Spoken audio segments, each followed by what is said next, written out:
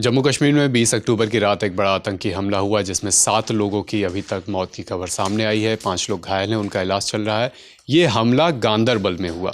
ये इलाका कहाँ पड़ता है, इसके आसपास कौन सी जगह है और ये कितना सेंसिटिव है, समझेंगे। हमारे साथ सिद्धांत है, आपने इनको जम्मू कश्मीर विधानसभा कवरेज में भी देखा था। हमारे पास मैप है जम्मू कश्मीर का, उसके माध्यम से ये सारी बातें समझेंगे। तो ये जो अटैक हुआ है गांदरबल के इलाके में हुआ है। गांदरबल ये इलाका है कश्मीर को, अगर आपको समझना हो बेसिकली मैं बता दूं तो जम्मू कश्मीर कुछ ऐसा दिखता है। ये कच्ची पेंसिल से बनाई हुई ड्राइंग है, कुछ ऐसा दिखता है।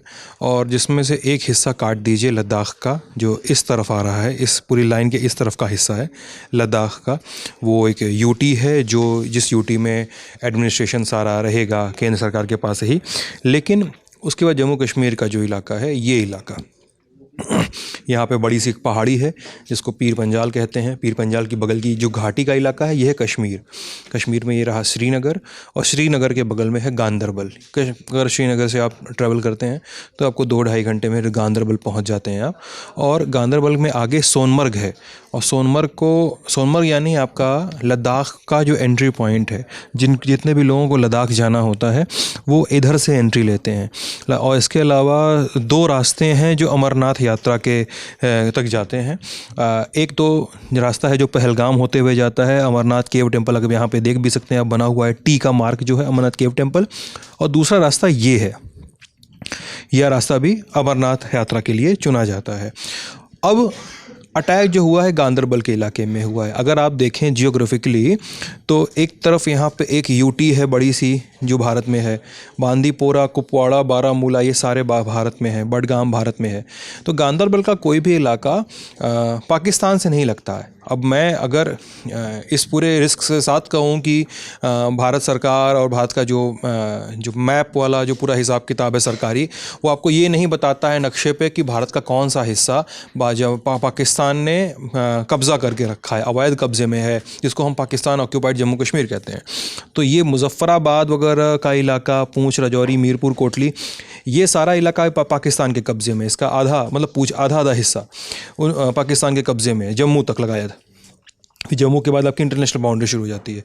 तो गांदरबल, इसके पास का सारा हिस्सा तो भारत का ही है, ये तो एकदम भारत के प्रभाव वाला है। तो ये बड़ी समझ की बात है कि कश्मीर का इलाका जो लंबे समय तक शांत था, धारा 370 के एब्रोगेट होने के बाद इस इलाके में कैसे एक्टिविटी शुरू हुई, फिर से एक्टिविटी, और इतनी बड़ी एक्टिविटी। 1 या 2 मौतें नहीं, 7 टारगेटेड किलिंग हुई है। 7 ऐसे लोगों को मारा गया जो जम्मू कश्मीर के रहने वाले नहीं थे, बाहर से आए काम करने वाले, अपना कमाना धमाना, अपना खाना पीना, रोज़ी रोटी खोजने वाले लोग थे। अटैक इस तरफ हो रहे थे लगातार जम्मू के रीजन में। लेकिन आतंकी अब पीर पंजाल की पहाड़ियों को पार करके इस तरफ चले आए हैं। अब सुरक्षा एजेंसियों के लिए जो सबसे बड़ा चैलेंज होगा वो ये समझना होगा कि गांदरबल में आए जिन आतंकियों ने एक्टिविटी को अंजाम दिया है, वो किधर से आए। क्या वो मुजफ्फराबाद या पुंछ, मीरपुर के इलाकों से आए, या ये वो आतंकी थे जिन्होंने कुछ समय पहले किश्तवाड़ में, इलेक्शन के दरमियान किश्तवाड़ में एक अटैक हुआ था, क्या ये वही आतंकी थे जिन्होंने किश्तवाड़ और उसके बाद अनंतनाग में अटैक को अंजाम दिया? क्या ये वो आतंकी थे? क्योंकि अनंतनाग में कुछ दिन पहले आपको ध्यान होगा कि कोकरनाग के जंगलों में एक टेरिटोरियल आर्मी के जवान की मौत हुई थी, एक घायल हो गया था। तो क्या ये वही जत्था है जो किश्तवाड़ अनंतनाग होते हुए गांदरबल पहुंचा है, या कोई नया जत्था है जो मुजफ्फराबाद से होते हुए कुपवाड़ा, बांदीपोरा होते हुए गांदरबल आया है? ये बड़ा चैलेंजिंग पॉइंट है, क्योंकि जब तक आप एंट्री पॉइंट नहीं खोज सकते हैं, जब तक आप इस बात को नहीं क्लियर कर सकते हैं कि इन आतंकियों ने एंट्री कहाँ से ली, किधर से वो आए इन इलाकों में, तब तक आपको ये इन्फिल्ट्रेशन को रोकने में और उनके एक्शंस को काउंटर करने में सफलता बहुत हाथ लगने वाली नहीं है। मैप के ज़रिए आपने गांदरबल का पूरा भूगोल समझा, इसकी अपनी राजनीति भी है। हॉट सीट में से एक है, यहाँ से उमर अब्दुल्ला चुनाव लड़े थे, जीते भी, अभी वो राज्य के मुख्यमंत्री हैं। तो पॉलिटिकली भी ये बहुत इंपॉर्टेंट सीट है, बहुत इंपॉर्टेंट इलाका है। इस पर और क्या क्या इसके आसपास की राजनीति है, कौन से बड़े लोग आते हैं?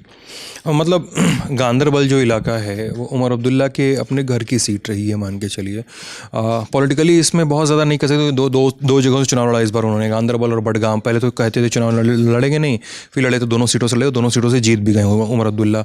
अभी वो कौन सी सीट खाली करते हैं, क्योंकि जहाँ तक समझ में आ रहा है बडगाम वो खाली करेंगे, गांदरबल घर की सीट है।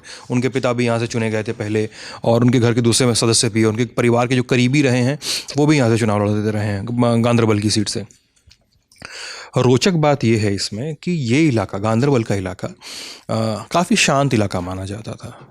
कश्मीर के किसी भी इलाके में एक्टिविटी, इवन श्रीनगर में एक्टिविटी होती थी, तो गांदरबल में एक्टिविटी नहीं होती थी। कश्मीर में आप हमेशा देखिए दो तरह की मिलिटेंसी रही। एक मिलिटेंसी रही जो यहाँ के लोकल लड़कों ने सीमा पार करके ट्रेनिंग ली, फिर आके हथियार उठाया और फायरिंग कर दी।